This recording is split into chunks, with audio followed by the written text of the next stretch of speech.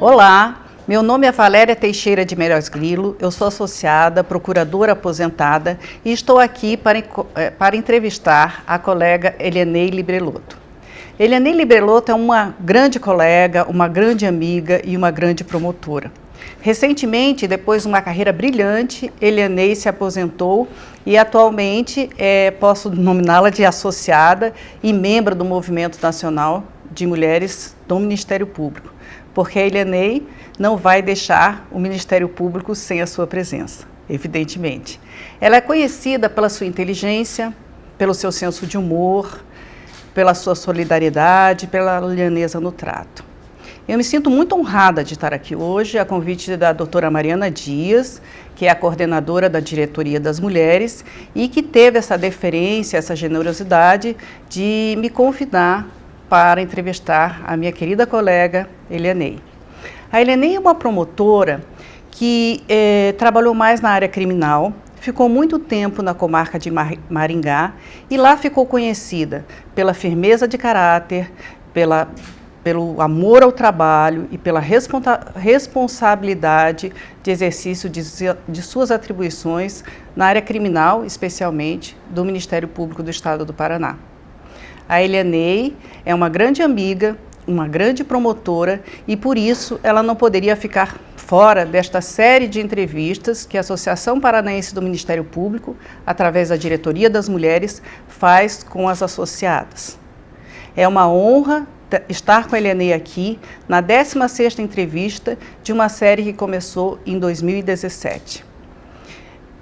Boa tarde, Elianei, é um prazer enorme tê-la aqui, como eu disse, para fazer parte desse rol de mulheres associadas, que tem as suas trajetórias descritas nesse programa, nesse projeto tão interessante da Diretoria das Mulheres do Estado, das Mulheres do Ministério Público do Estado do Paraná.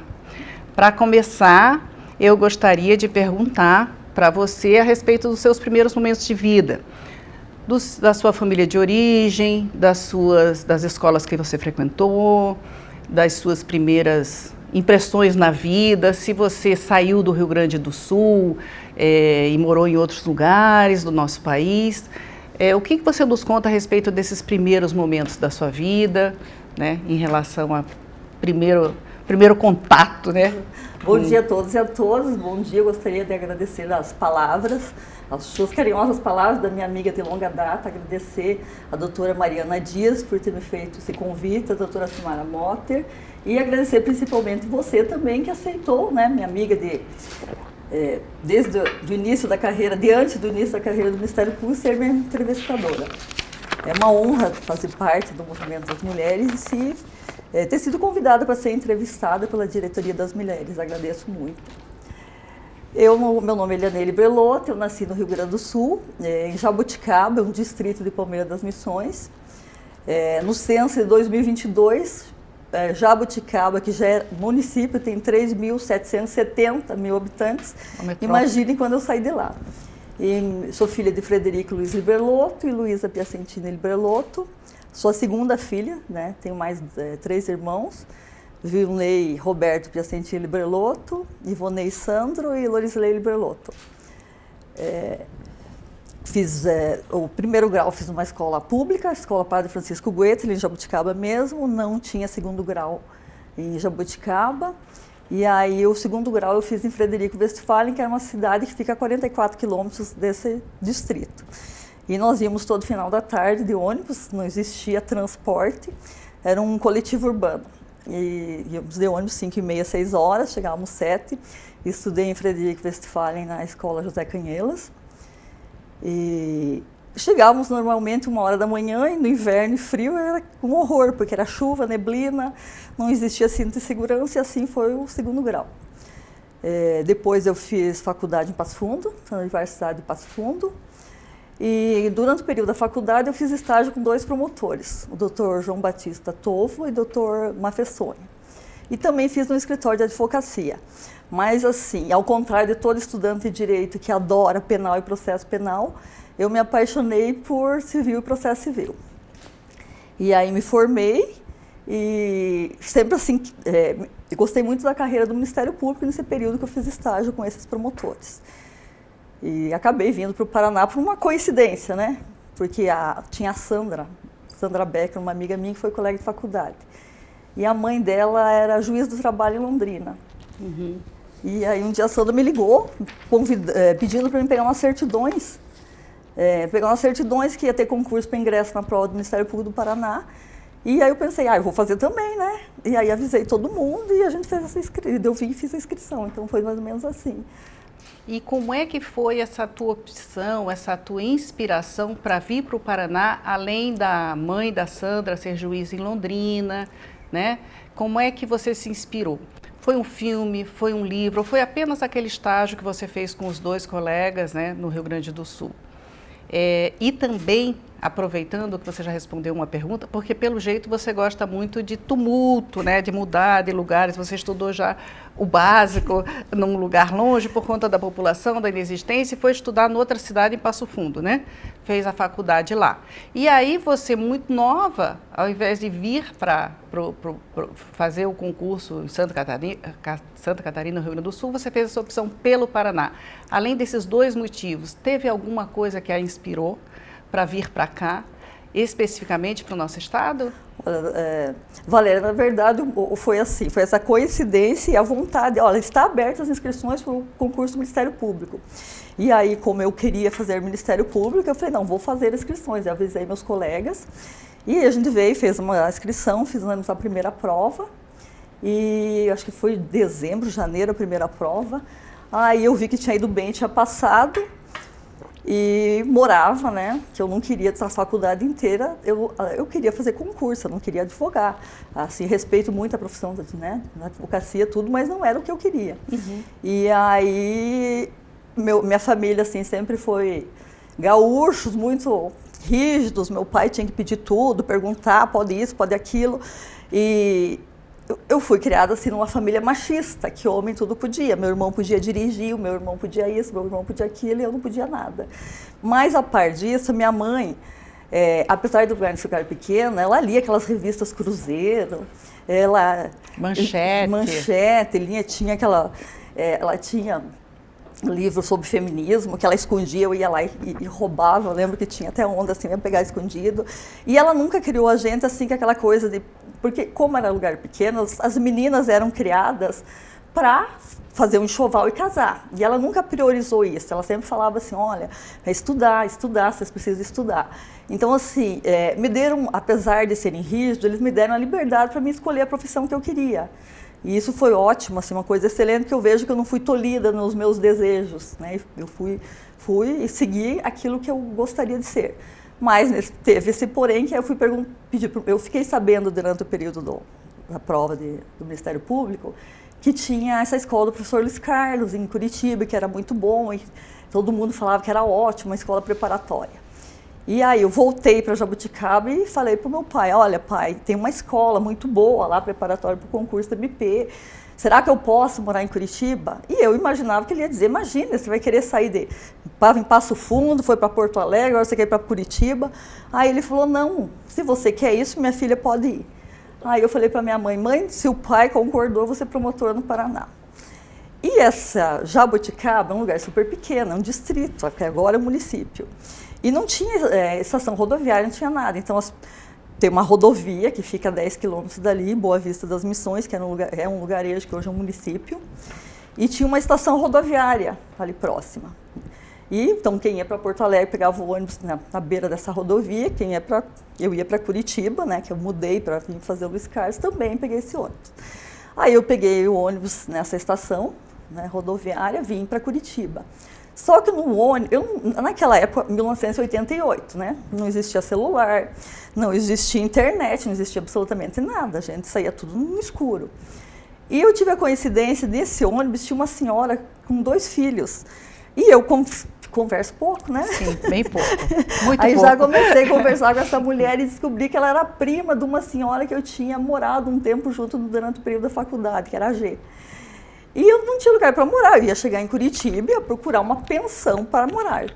Aí ela ficou com pena de mim, eu com 22 anos, Falou, não, você dorme na minha casa, e daí depois você vai procurar lugar para morar. Eu fui dormir na casa dela, e no dia seguinte fui procurar lugar para morar. E como eu falei, você ia bater de porta em porta, ou você ia comprar o jornal e ver anúncio, né? Não dava para bater no Google. Não era assim, eu vou alugar um apartamento. Não tinha essa condição financeira, né? E aí ela voltou, eu procurei durante o dia, não achei nada, voltei final da tarde. E ela falou, olha, tem 2 meninas que trabalham comigo na Sony que estão precisando de companhia para morar.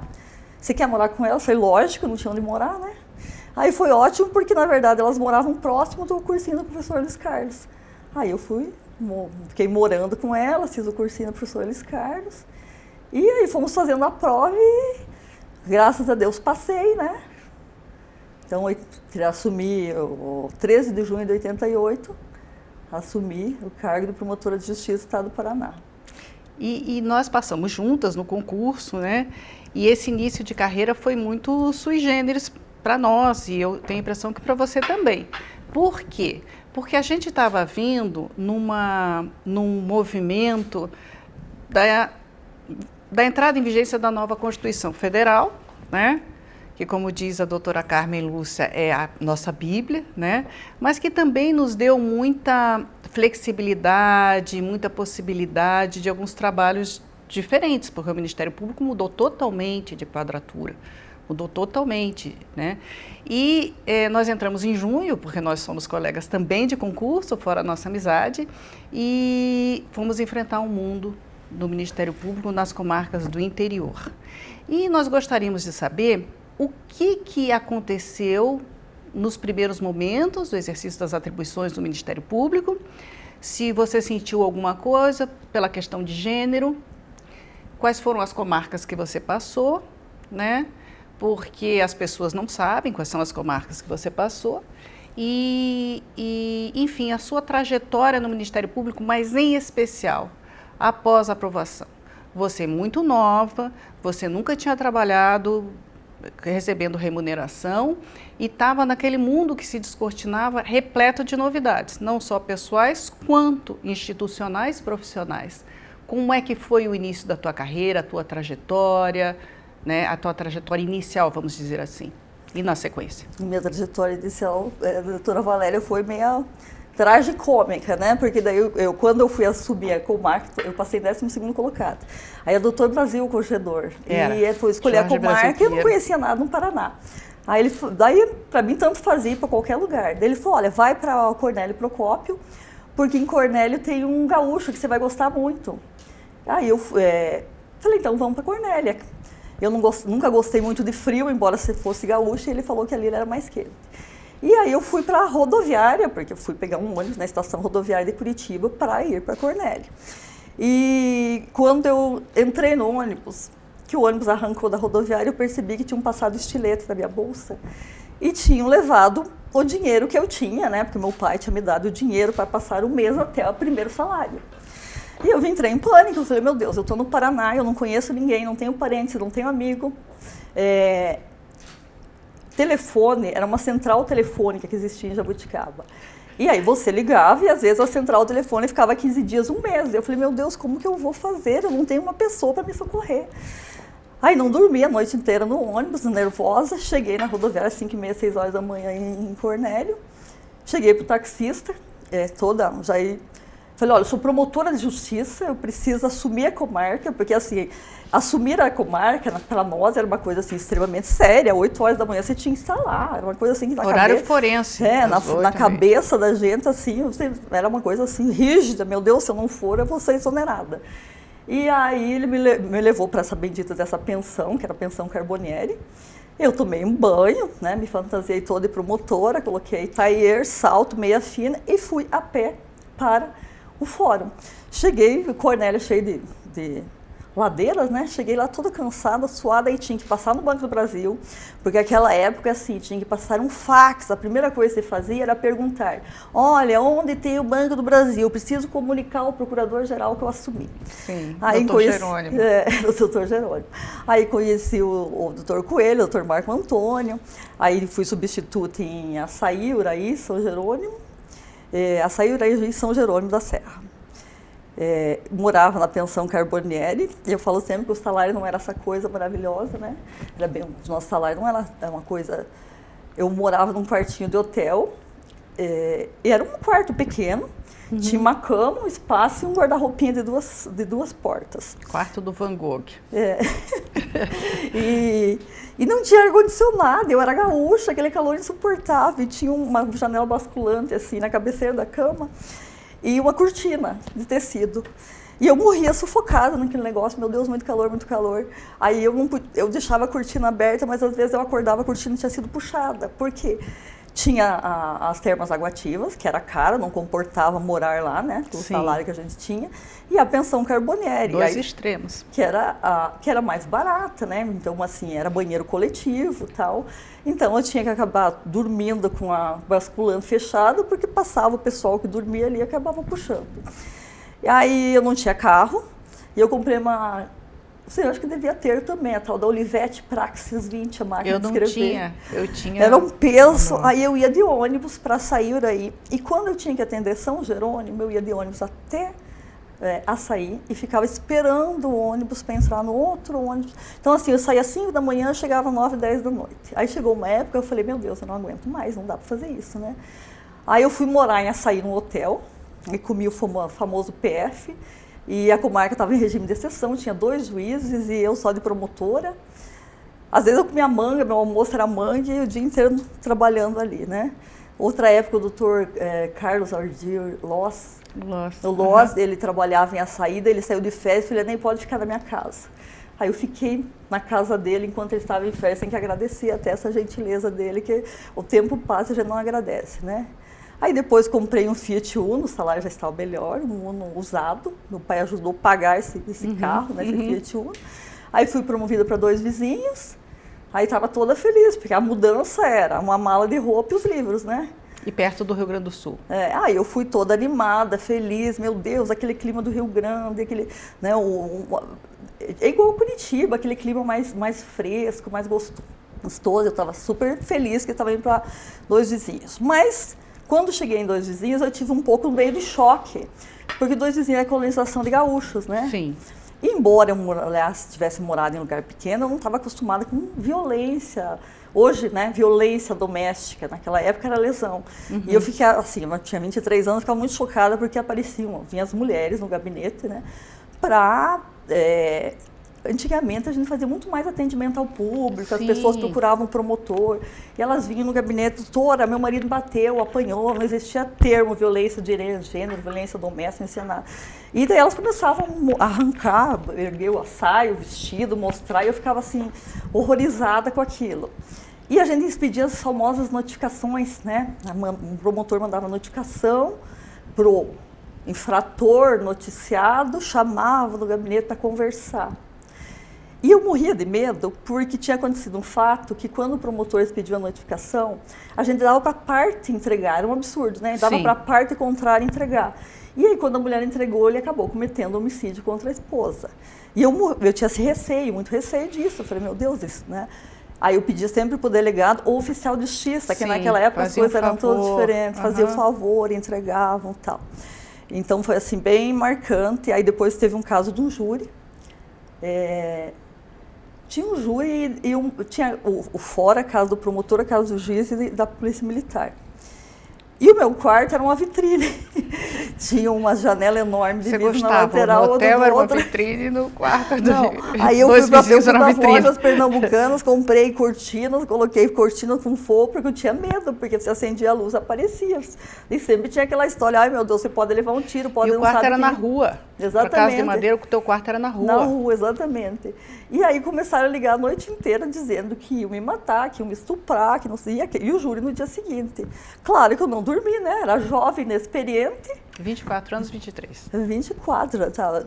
E daí não dormi a noite inteira. Aí eu quebra de dados. Aí era em Cascavel. Aí depois eu descobri que essas ameaças vinham por parte do réu. Graças a Deus não se concretizaram. E o réu acabou sendo condenado. Aí teve outro fato que eu acho assim curioso, porque eu sempre, quando a gente é jovem, a gente faz... É destemida. É destemida e faz as coisas assim... tenho algumas convicções, é destemida, e tem a parte boa da juventude, que são os arrombos da falta de receio, a falta de medo. Sim, de responsabilidade. Mas eu olho e falo, meu Deus, como eu era imatura. Compromisso. Eu tinha um júri e era a mãe tinha matado a criança logo após o parto. Infanticídio. Na verdade, era homicídio. O júri era por homicídio. Uhum. E eu estudava o tal do infanticídio e queria entender se ela estava sob estado puerperal durante ou logo após o parto. Porque ela tinha tido o bebê e antigamente existia aquelas patentes, que era uma casa de madeira com uma fossa na terra. Sim, um buraco. Um buraco. E ela teve Sim. a criança com vida e jogou a criança ali. Sim. Então foi uma coisa assim bem chocante. Era 6h30 da tarde e eu falava, meu Deus, eu vou pedir desclassificação para infanticídio, eu vou pedir a condenação por homicídio, eu não sabia, não queria cometer injustiça. Aí falei, quer saber uma coisa? Eu vou lá na delegacia. Fui lá na delegacia, pedi para falar com a ré. Fui com ela, olha, eu queria conversar com a senhora, eu queria entender o que aconteceu quando a senhora teve o bebê, tal. Eu assim, desesperada, ansiosa. Aí ela virou para mim e falou assim, eu não tenho nada para falar para a senhora. Se a senhora quiser, a senhora fala com o meu advogado. Eu saí dali toda assim, revoltada, convicta de, meu Deus, ela cometeu homicídio. Depois, agora, olhando para trás, eu falo assim, meu Deus, como que ela ia ter confiança de falar para mim na véspera do júri? Ela estava certa, minhas convicções também não sei se foram tão corretas, né? Então foi uma coisa, aquelas coisas que marcam a gente bastante, né? E aí você foi para o plenário pedindo o quê? Homicídio. E aí o que foi o resultado? Houve absolvição ou condenação? Condenação por homicídio. E... É que lugar pequeno, assim, as cidades menores, não sei, antigamente, eles acolhiam muito a tese do promotor, né? Claro. E no Sudoeste, você falava e era acolhido imediatamente, porque é uma região marcada, né, porque eu estava ali do lado, é marcada pela questão dos crimes contra a pessoa, dos crimes de violência contra a pessoa. Então, eu acredito, sem ser entrevistada aqui, que os jurados tinham o mesmo perfil de Chopinzinho, que ficava 80 quilômetros dali, acho que 100, né? E aí, você lembra quanto tempo foi, qual foi a pena? Valéria, não lembro esses detalhes. Não. E houve recurso, você acompanhou? Não lembro muito desses detalhes, não. Porque depois, logo, eu saí de 2 vizinhos. Sim. Aí, o que eu lembro, assim, no começo da carreira, que as pessoas chegavam e falavam assim, batiam na porta, né, quero falar com o promotor. Aí você falava, eu sou promotora. Não, eu não quero falar com você, eu quero falar com o promotor, não é? Mas eu acho assim, quando a gente, eu não sei a minha percepção, não sei a sua. Quando você é jovem, eu não tinha muita noção, assim, eu sabia que eu era promotora e que eu queria fazer e que eu tinha todos os poderes e as atribuições do exercício do cargo. E o resto, eu não sentia assim, foi tá bom, porque eu não sentia esse machismo estrutural, eu não sentia essa coisa de mulher precisando ocupar espaço de poder, porque a gente chegava e se a pessoa não tratasse bem ou fosse... A gente acontecia, assim, não tinha esse receio. Eu não lembro assim, de ter deixado de fazer alguma coisa pelo fato de ser mulher ou de me sentir diminuída pelo fato de ser mulher. Eu lembro sempre teve a campanha da doutora Maria Tereza Willi, né? Sim. Primeira presidenta, primeira procuradora-geral, e a gente estava assim, todo mundo empolgado na campanha dela, ele fazia campanha. Eu não lembro assim da gente, que é uma percepção minha, posso estar errada. Eu não lembro assim que fosse assim, mas é a primeira mulher, a Tereza era capaz e todo mundo queria que fizesse, a gente não tinha muita noção assim dessa coisa. Agora, mais velha, depois de anos de carreira, aí eu olho e falo, meu Deus, foi até bom que eu não tinha essa noção, né, de machismo, de discriminação, de cortar a tua fala, tudo mais. Porque a gente fazia, não tinha receio, não tinha medo. Eu nunca, assim, eu sempre me dei muito bem com polícia militar, delegados. Eu nunca vi ninguém me desrespeitar. Sempre o que eu falei foi acatado, foi feito, entendeu? Agora, olhando assim, fazendo uma retrospectiva, eu percebo assim, que existia mais discriminação no sistema jurídico mesmo. Sim. Assim, trabalhei com excelentes juízes, excelentes advogados, mas depois, olhando assim, eu vejo assim, meu Deus, existia muito machismo, muito preconceito, muito tratamento diferenciado, assim, até com os colegas, porque eu ia fazer uma audiência, quando era o colega fazendo a audiência, ninguém exigia a presença do promotor, ninguém exigia a presença do juiz homem, entendeu? Mas a presença da promotora, Elianei, tinha que ser assim, era 7 salas fazendo audiência, claro que eu não podia estar às 7 ao mesmo tempo. E aí daqui a pouco vinha o conciliador, doutor, advogado está lá, diz que ele está pedindo nulidade da audiência, porque não tem promotora, cadê a senhora? Eu falei, não está exigindo presença do juiz, eles estão só exigindo presença do promotor? Porque no juizado é aquele sistema, né? Você não é uma audiência formal que todo mundo senta e faz assim. Sim. Então, talvez tenha sido bom a gente não ter. Sim. Mas agora a gente percebe isso, né? E é necessário essas políticas afirmativas. É bom que nós todas, mulheres promotoras, procuradoras, temos essa consciência que precisamos buscar o espaço de poder, que a gente tem consciência das formas de discriminação, de diminuição da mulher, né? Para tentar fazer um mundo mais igualitário, claro. Porque, na verdade, esse machismo estrutural, essa coisa de galgar espaço de poder, ele tem muito a ver também com a estrutura da sociedade, porque claro. A estrutura da sociedade é machista. Sim, isso reflete nas instituições. Então, o que nós mães precisamos educar nossos filhos de uma forma não machista? A escola, a gente precisa mudar toda essa educação para mudar essa estrutura social, Sim. porque vai demorar um bom tempo, Sim. mas até aí temos as políticas afirmativas, Sim. né? E é interessante essa questão do letramento em gênero, em feminismos, porque como a gente não tinha consciência disso, nós não tínhamos ciência para se respaldar em relação a essa situação, né? Então, eu e você, quando estávamos lá, e eu entro aqui e começo a falar também, porque minha vida se interliga à tua, me parece um pouco interligada, e eu acho que nós tínhamos a capacidade de normalização. Por quê? Porque a gente nasceu na década de 1960, fomos criados numa sociedade super machista em que não existia nenhum letramento. Então a gente naturalizava, achava aquilo natural. Por quê? Porque a gente tinha saído de uma casa onde era exigido um papel, a gente tinha a exigência de um papel na escola, e aí a gente normalizava isso. E hoje, olhando para trás, porque você é mais nova do que eu, se aposentou depois de mim, a gente hoje tem todo esse conhecimento e viveu num momento que nós não tínhamos. Exatamente. Então, assim, eu não tive problema, você não teve, e nós duas, que vivemos juntas há alguns tempos, pela proximidade das comarcas, apenas constatávamos e ríamos.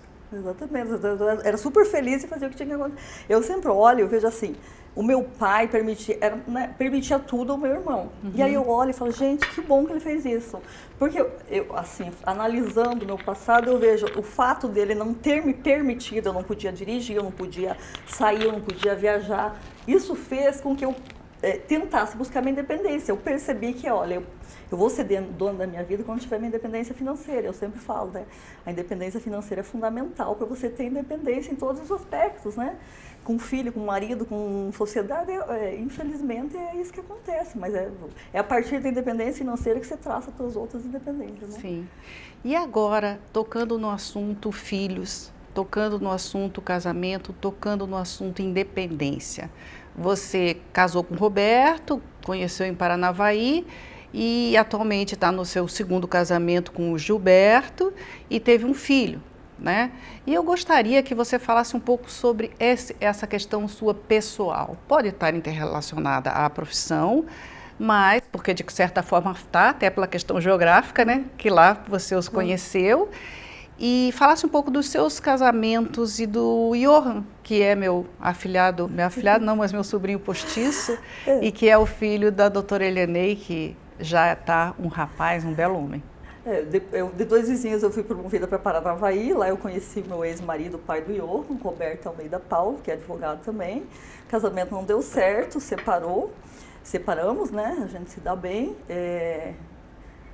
Foi num período, quando eu mudei para Paranavaí, para Maringá, foi em 95 que eu fui promovida para a comarca de instância final. Então foi bem difícil porque Eu estava com o nenê pequeno, voltando da licença maternidade, e eu era substituta da 21ª Seção Judiciária. Então eu atendia a 4ª Vara Criminal, eu atendia júri, sonegação fiscal, toda a sonegação fiscal de Maringá era a competência da 21ª. Eu lembro que tinha meu gabinete e ficava uma pilha assim, de processo físico, eu olhava para aquela sonegação fiscal em desespero que eu não conseguia chegar nelas. E aí criaram a Lei 9.099/95. Então todo juizado especial criminal também era a minha atribuição. E não existia a Lei Maria da Penha, não existia Código de Trânsito. E todos os crimes de lesão corporal envolvendo violência de gênero, tivesse ou não relação íntima de afeto com o convivente ou ex-convivente ou coabitação, eram todas de competência do juizado. E os crimes de trânsito também, e pelo artigo 88 da Lei 9.099, tinha que intimar as partes, uma audiência preliminar, para manifestar se possui interesse no procedimento feito. Então era extremamente trabalhoso, porque tinha 5.000, 6.000 processos em andamento só no juizado, fora o resto. Uhum. E o Ministério Público ele foi informatizado mais ou menos em 94 com o Dr. Olímpio. Isso. Melhorou em 96. Que daí todo mundo tinha computador. Aí a gente já tinha computador, mas não tínhamos... na sala da audiência não existia computador, então era máquina de escrever. E como que você ia fazer celeridade, formalidade e economia processual exigida pela lei se você não tinha instrumentos? Aí eu fiz diversos modelos de termos de audiência do juizado, com índice, tinha um índice, cada ação penal pública condicionada, transação, retratação, denúncia. E aí os conciliadores só preenchiam os espaços em branco. E aí teve, voltando à maternidade... Pois é, a maternidade é os casamentos, porque o Gilberto vai ficar chateado se você falar só do Roberto. Não, daí voltando à maternidade, quando eu voltei da licença maternidade, aí vem a questão de mulher, ser mulher, né?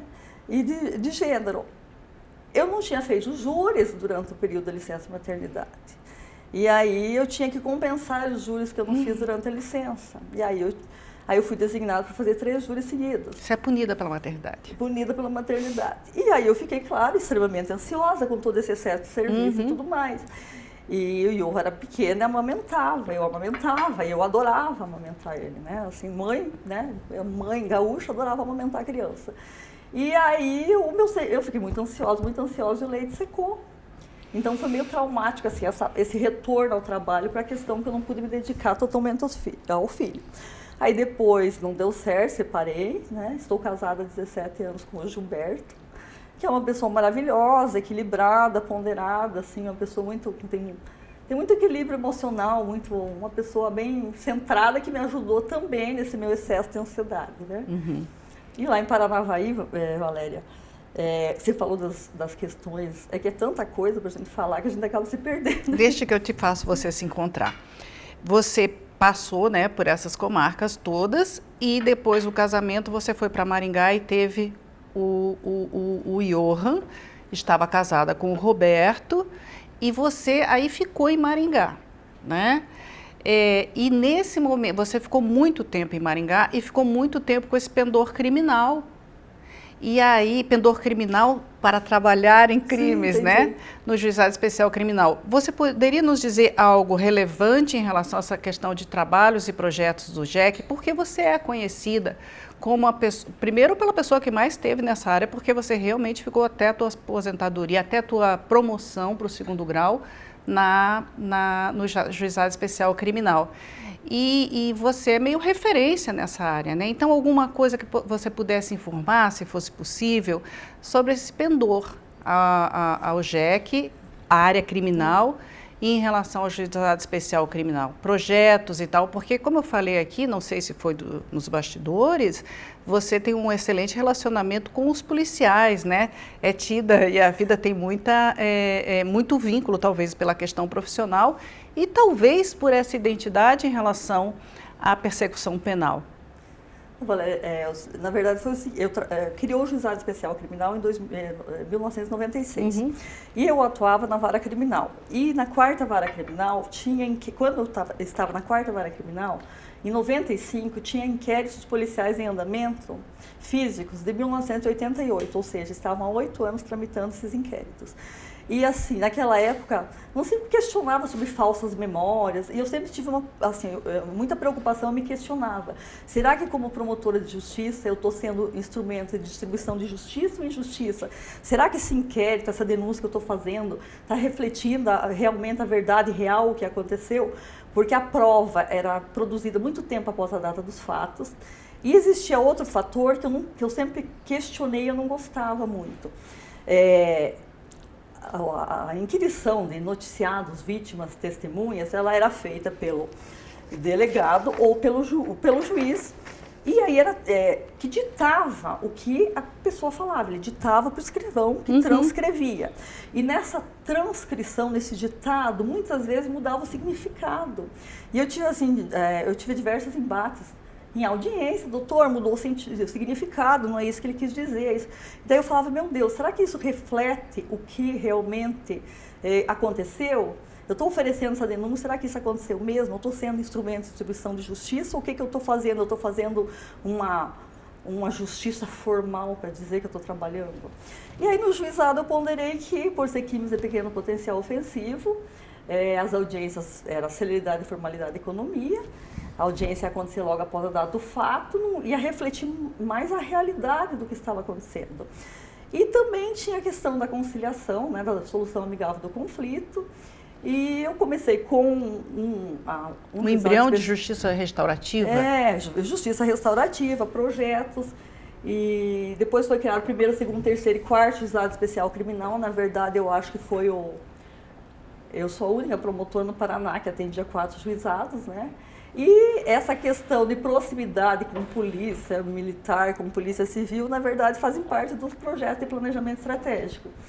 Porque para que houvesse celeridade, formalidade e economia, eu sempre pensei em... Eu sempre pedi diversas recomendações, até uma vez teve uma correção do Conselho Nacional do MP e falava, meu Deus, como a senhora pede recomendação, doutora? Então, eu tentava expedir recomendações sobre a tipicidade do delito, sobre a forma de investigação, para que não houvesse necessidade de devolução dos autos à autoridade policial para que fosse feita essa diligência. Sim. E como eu sempre fui muito proativa, no começo as pessoas, né, até estranhavam, depois o delegado acostumou dessa forma, não, doutor, é ótimo, excelente, porque daí a senhora orientando, a gente já faz tempo, e eles também não gostavam de receber os autos de volta para a diligência.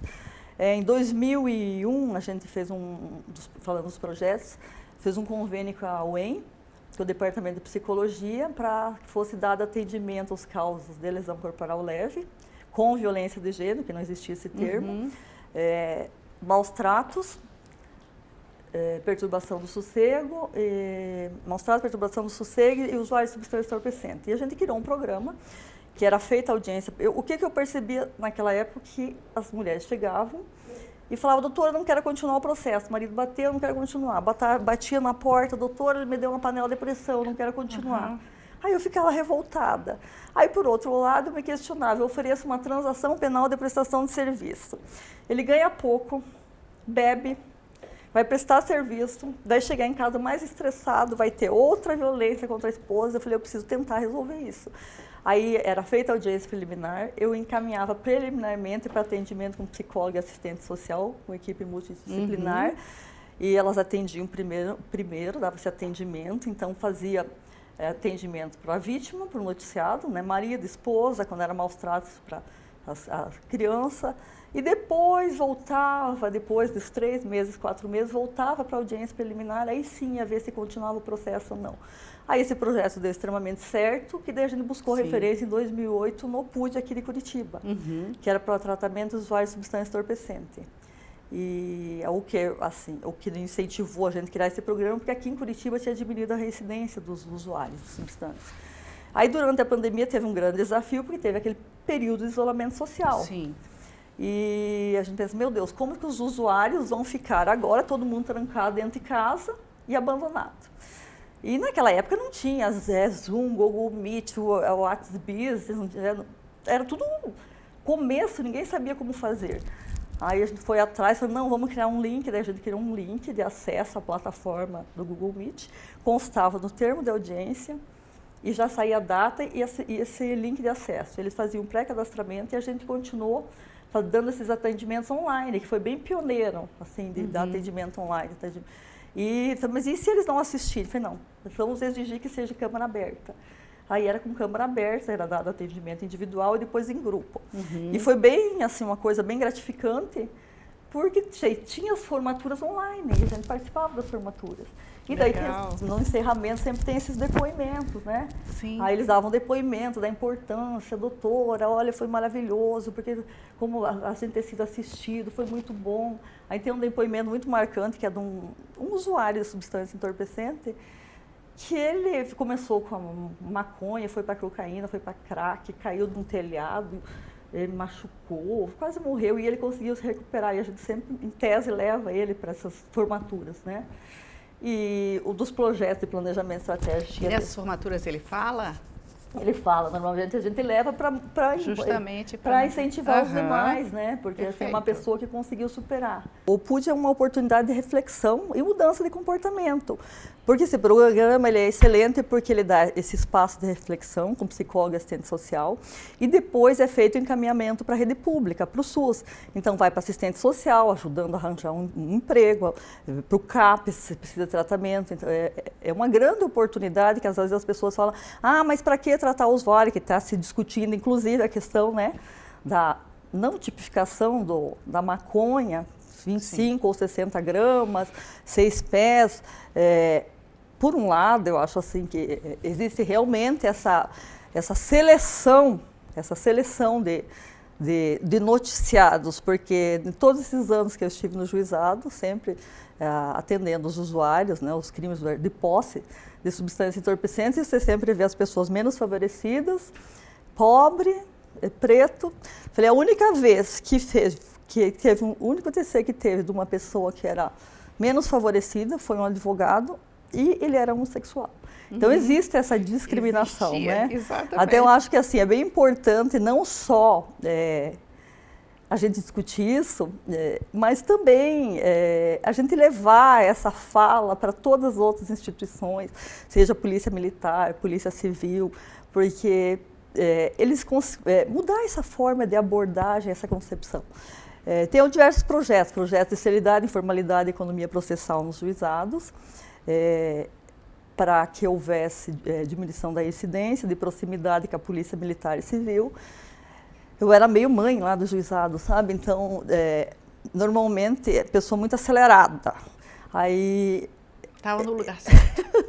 Entrava em contato com os noticiados vítimas na data anterior à audiência, ou se falta, para saber se fez lá o exame pericial, onde que fez, IML, o hospital, aí a gente já requisitava o IML, já requisitava o UPA, o Hospital Municipal, onde a pessoa fez o exame pericial, juntava os autos, pegava nome de testemunhas e telefone, em vez de requisitar a autoridade policial, já me mandava meio pronto. Quando não cumpria a transação penal, a gente entrava em contato, esclarecendo a importância do cumprimento da transação, da suspensão condicional do processo, a importância do comparecimento na audiência preliminar, da resolução consensual dos conflitos,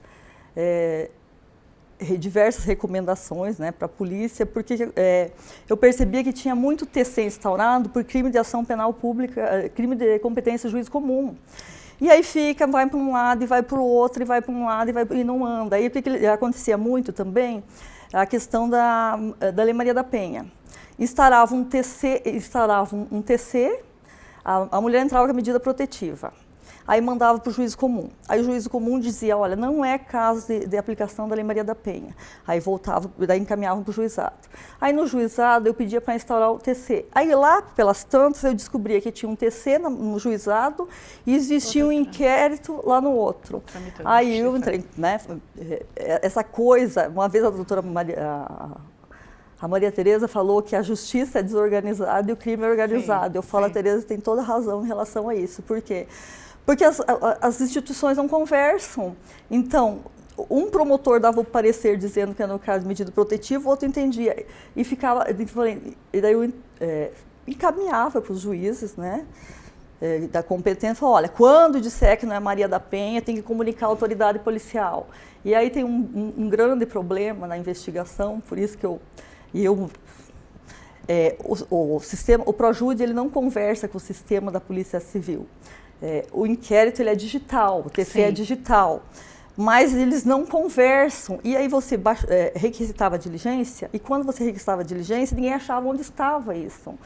E aí conversa com um, conversa com o outro, você tem que descobrir o que está acontecendo, entendeu? Aí chegou o ponto de se descobrir que era encaminhado por e-mail, que não era aberto e-mail, entendeu? Sim. Então, assim, é extremamente necessário que as instituições conversem, que o sistema... ligadas, o sistema. Aí, até para o Ministério Público, o ProJude é feito para o Judiciário. Mas, atuação concomitante, superposição. Mas o Ministério Público usa, e não tem um sistema de controle. Não existe um sistema de controle quando você remete os autos para diligência, olha, venceu, não venceu. Isso é tudo meio no manual.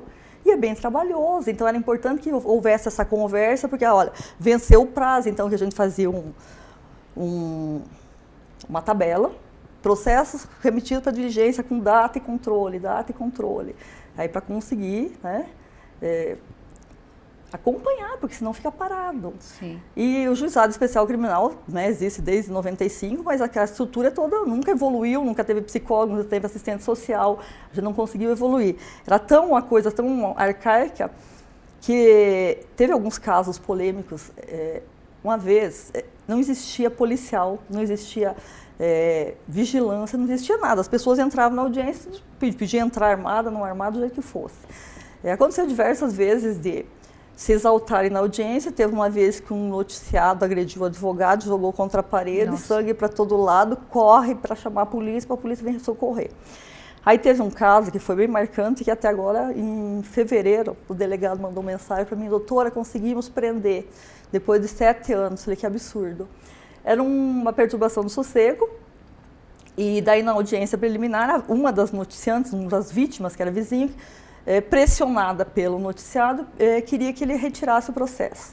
Aí eu expliquei, olha, não vai ser possível agora, ele não aceitou transação, vai ser oferecida denúncia, na próxima audiência vai vir todas as testemunhas dos outros noticiantes, se todo mundo concordar, vai ser retirado o processo. E aí, 4 horas da tarde, o delegado me ligou, doutora, acabaram de matar, o noticiado matou a vítima. Aí foi horrível, porque você fica com aquela Você tinha referência sensação lá do marido que matou a esposa.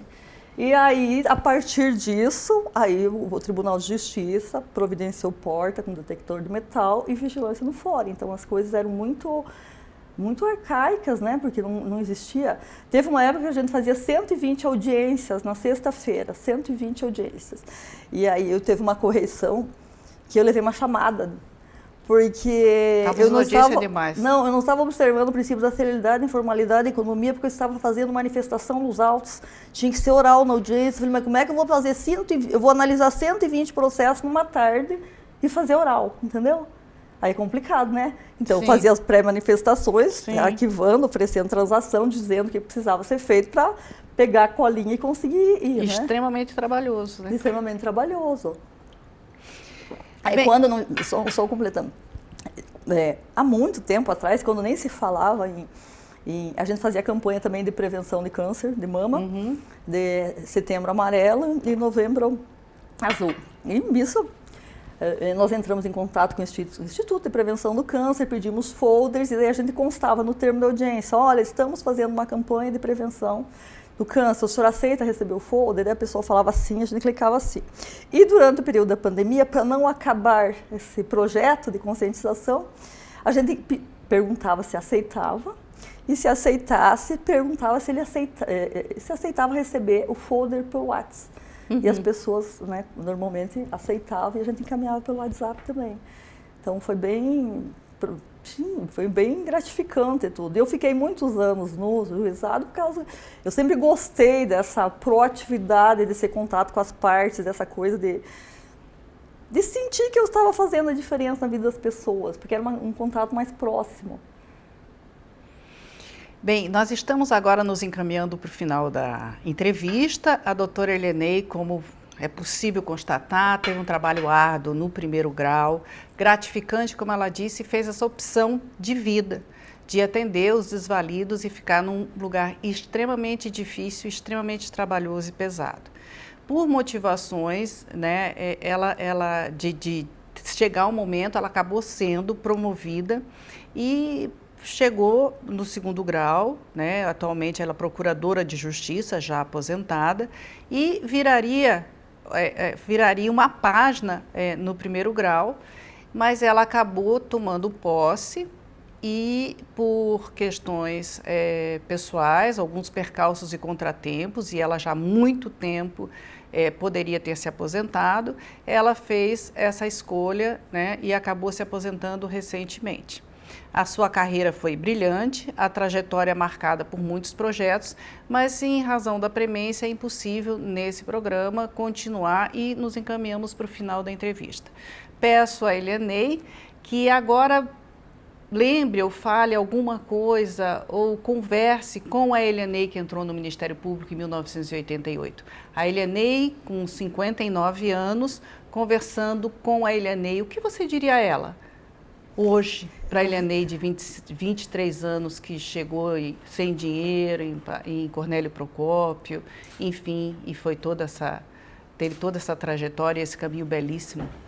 Eu diria que valeu a pena, né? Que eu fui muito feliz, sou muito feliz em fazer parte do Ministério Público, né? E a única coisa que eu diria para a Elianei é assim, cuide mais de você, se preocupe menos, né? Mas valeu muito a pena. Agora, assim, fui muito feliz em todo o meu trajeto, minha carreira. Eu acho que as únicas coisas que eu poderia dizer é para cuidar mais de mim e levar a vida menos a sério, mais leve, se preocupar menos, que as coisas tudo... Não, tá tudo certo, né? Sim, sim. E a gente era muito preocupada com o trabalho, com o prazo, sim, muito assim, sim. Né? Ansiosa. Não precisa tudo isso, né? Não precisa. Antes de você falar e ter esse espaço livre para se manifestar, para essas pessoas que vão nos ouvir, que estão nos ouvindo, quer dizer, é gravado, que vão nos ouvir, eu queria que você respondesse algumas perguntas com uma palavra ou uma frase curta, por favor. Você podia dizer alguém ou algo que te inspira? Olha, tem diversas personalidades que me inspiram, não é puxa-saquismo, tá? Algo que me inspira, Martinha, sua mãe. Por quê? 2 minutos, precisa responder, né? Porque é uma mulher com 87 anos, que se parou, desculpe falar aqui, né? Tranquilo. Se parou, fez faculdade, passou num concurso, uma mulher independente, bem resolvida, extremamente independente, dirige. Eu acho assim, ela é um exemplo para mim de uma mulher bem resolvida, uma pessoa feliz. E eu gostaria que minha velhice fosse como a dela. Sim. Agora eu vou voltar para o ping-pong. Com uma palavra ou com uma frase curta. Uma música. Epitáfio Titãs. Um livro. Olga. Um filme. O Milagre da Cela 7. Um amigo. Valéria. Amiga. Um hobby. Cozinhar, jardim. Uma decepção. Não lembro de nada tão marcante assim que seja. Um desejo. Muita saúde e muita felicidade. Uma mania. Perfeccionismo, limpeza. 2, né? Assim mesmo. Uma viagem inesquecível. Laos. A melhor fase da sua vida. Agora. É a Elianei daqui 20 anos. Olha, eu não parei numa pra palavra pensar. ou numa frase. Feliz, bem resolvida e saudável. E defina você ou a tua vida, conforme você queira, com um substantivo, com um adjetivo, com uma trilha sonora, com uma referência. Quem é Elianei? Pode ser um substantivo, um adjetivo, uma trilha, um filme? Não existem limites. Quem estabelece seu limite é você. O medo paralisa. Agora, existe o teu tempo para se manifestar com absoluta liberdade em relação às pessoas que vão nos ouvir e que estão nos ouvindo agora. Olha, eu gostaria de agradecer todas as pessoas que fizeram parte da minha vida pessoal e institucional, principalmente você, que é obrigada, muito desde obrigada. O começo da carreira, né? Eu sempre fez a sua família minha, sempre frequentei sua casa, foi minha amiga desde longa data, minha irmã, e gostaria de agradecer todas as pessoas que fizeram parte da minha vida pessoal e institucional, porque todas essas pessoas, de uma forma ou de outra, elas contribuíram tanto para o meu crescimento profissional como pessoal. E eu posso dizer que eu sou muito feliz, né, no Ministério Público, no Estado do Paraná, porque eu fui extremamente acolhida e também adotei o Paraná como meu estado. Eu gosto muito do Rio Grande do Sul, mas me sinto paranaense. e me sinto eternamente pertencendo à instituição do Ministério Público. Gostaria de falar que nunca devemos perder, né, a nossa independência, né, a independência do Ministério Público tem que ser preservada. E também acho importante eu dizer, como fiquei tanto tempo no primeiro grau, da necessidade de se estruturar melhor as promotorias de justiça, o primeiro grau, porque, na verdade, sem desmerecer segundo grau, mas a vitrine do Ministério Público, o contato com a população, ele é feito nas comarcas inicial, intermediária e final, mais próximo à população.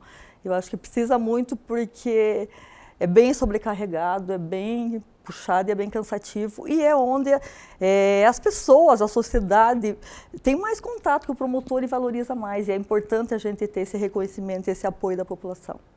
Obrigada a todos. Eu agradeço a atenção de todos e agradeço imensamente ter podido conversar com a Elianei, que é minha amiga querida, e espero que esse programa e esse projeto da Diretoria de Mulheres, que existe desde 2017, não termine nunca e que venham aqui falar todas as valorosas e queridas, inteligentes e lindas promotoras de justiça. Muito obrigada.